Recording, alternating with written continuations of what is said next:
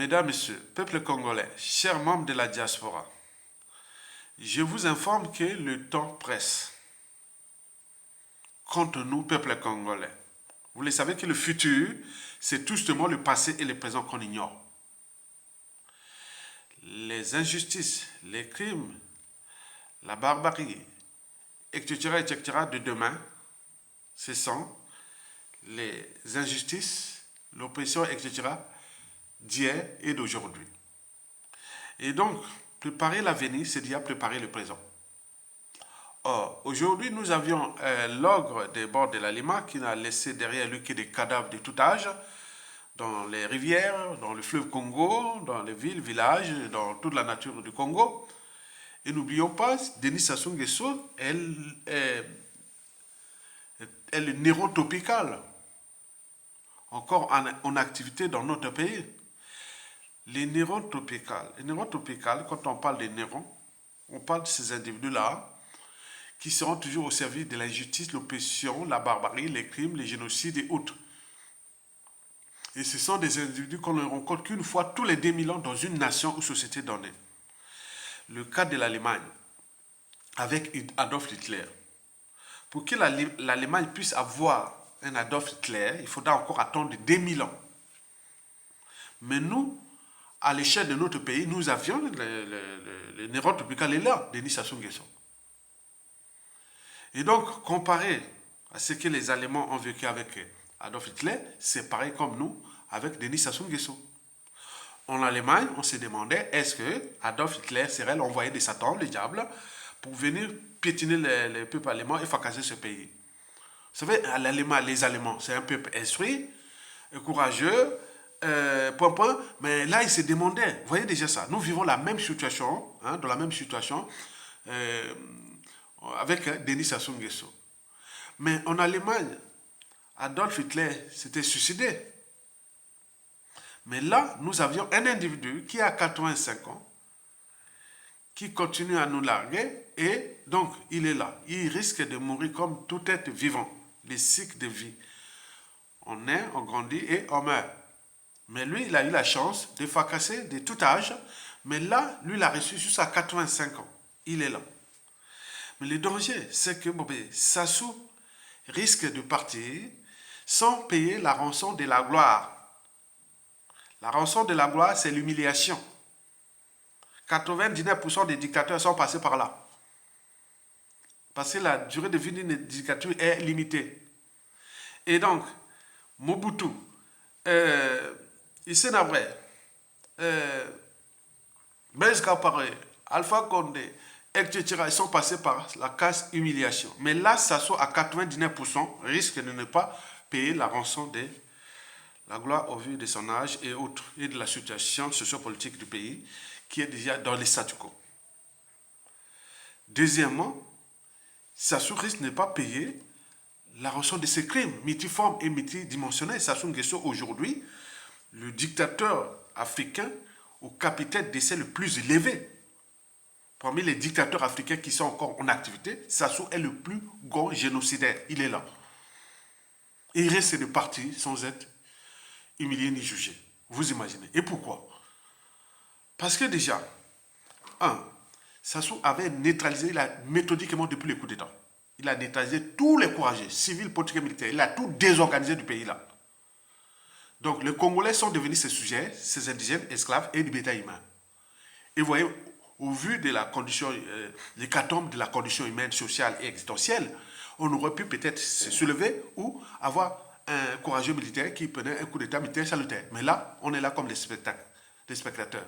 Et lui continue à prendre de l'âge, à 85 ans, à tout instant, il peut partir.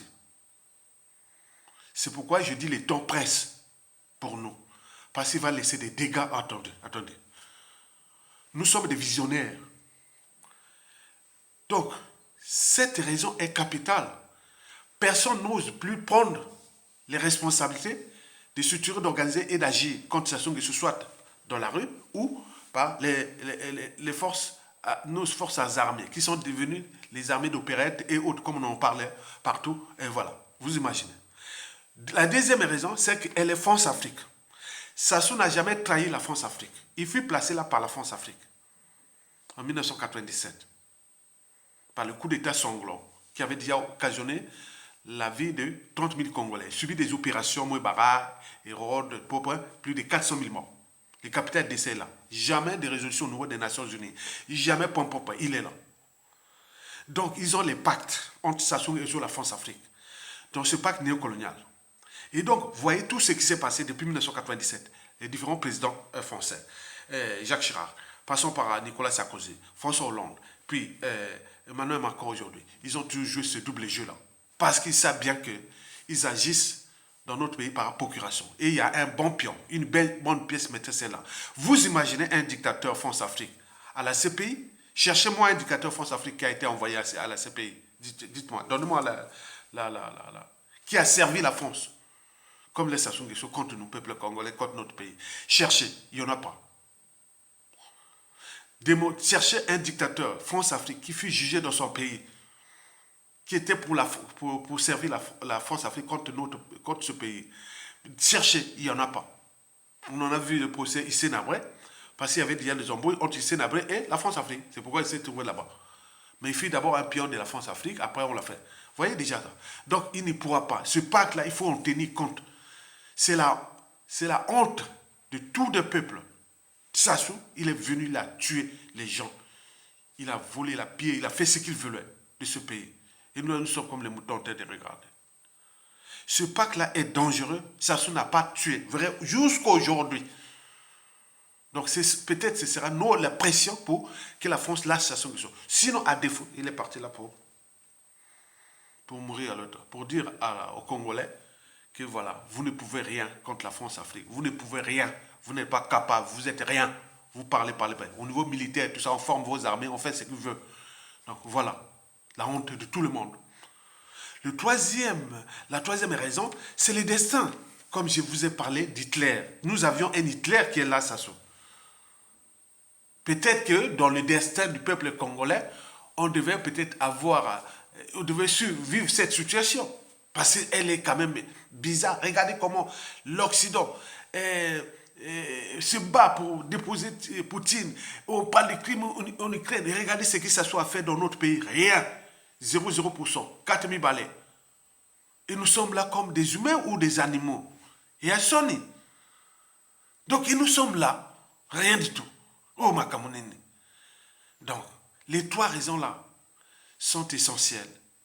Et vous pouvez voir, ça risque de passer comme un gibier dans le filet ou un poisson dans le filet ou voilà, dans les mailles du filet.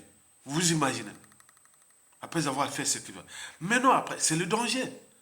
Le danger, pourquoi? Parce que déjà, écoutez, ça se part sans être jugé ni humilié et autres. Maintenant, après, qui va juger tous ces crimes-là qui sont dans toutes les familles, les contentieux historiques dans toutes les familles? Qui va gérer ça? C'est ça les... Au moment où lui, il serait parti, il est venu faire, il a fait sa mission. Il est parti. Hitler, on n'a même pas parlé d'Hitler, même les parents, grands-parents, tout ça, on n'en parle plus. Allemagne et là-bas, ce sont des peuples, voilà. Donc tout ce qui est Hitler, on n'en parle plus. Mais nous avions des Sassou Nguesso par-ci, par-là. Mais qui va gérer ça après, là, les noms, là, après? Si Sassou n'est pas humilié ni jugé. Nous parlons du futur. Nous parlons du futur, c'est l'après Sassou Nguesso qui est inévitable à tout instant. Qui va gérer ça? Ce sera la voie ouverte vers les défis permanents, les amalgames, le négationnisme, la guerre des mémoires, la récurrence des mêmes erreurs, les mêmes drames, les mêmes tragédies et autres, les défis permanents. Sassou a pu faire ça, pourquoi pas moi? C'est ça qu'on vous alerte. Donc ce sera des situations gérées au cas par cas, en fonction du pouvoir en place et de l'héritage de cette dictature. Chacun autour de sa famille, de sa tribu. C'est ça qui est dangereux. Vous n'y pensez même pas. Faites la lecture de la chute de la plupart des dictateurs. Quand ils arrivent, celui qui arrive, ceux qui vont s'acharner. Même si ils cherchent, à cause de ces problématiques-là, ils cherchent à passer par la dynastie ou de gré à gré. Mais ça ne marchera pas. Je vous ai dit qu'il y a des organisations politico-militaires dans le Nord qui est du clan va encore enrouler, soit disons les nordistes, les indigènes esclaves du nord là, de la Songa, de la Kivette, de Kivette Ouest et de la Likwala, et vous venez encore là, comme voilà, venez nourrir. Non, certainement pas, il n'y en aura pas. N'oublions pas le Sud. Vous le savez, quand les mots, les menaces et tout ne suffisent plus, que les dangers est proche, on vous alerte tous les jours. Donc, prenons conscience de ces vidéos de rappel. Structurons-nous, organisons-nous pour les vaincre et qu'ils soient au moins humiliés. On voit que ça soit à fuir. Il est à l'étranger, il va peut-être mourir à l'étranger comme Mobutu. Ou on l'arrête et on fait ceci. On va laver les laits sales là. On va protéger les bouchis. On va protéger tout le tout. Mais si vous ne le faites pas, je vous suis un visionnaire. Nous rentrons dans les défis permanents. Sassou a pu faire ça. Donc pourquoi pas moi? Je répète, Sassou a pu faire ça. Pourquoi pas moi? Dans ce genre de situation, ça produit des salauds et des fous ou des individus comme Sassou Nguesso dans l'espace et le temps. Puisque il y a un vide, il n'y a pas. La nature aurait du vide. Rien ne se crée, rien ne se perd. Donc là, tout sera les boulevards. Celui qui viendra punir. La France n'aura pas de marge de manœuvre de venir dire que, ah oui, il y a un tortionnaire au Congo qui attaque au Nguesso ou à Fazé, ou historiquement, ou voilà. Nous savons que chez nous, la responsabilité est aussi par association. Comme moi, je suis du Nord. Bon, moi, je porte cette responsabilité associative du Nord. Comme je suis de la Kivette, je porte cette responsabilité de la Kivette. Et tordu demain, il va se prendre le Nord ou la Kivette, mutuellement et autres. Vous imaginez? Donc, prenez conscience de nos signaux là. Réagissons, mettons en place les processus pour les dégager, soit par la rue ou par les forces, et pour qu'ils soient au moins arrêtés. Attendez, c'est ça, pour sauver la dignité des Congolais. Imaginez-vous ce que ça soit fait au niveau des vies privées des uns et des autres dans ce pays.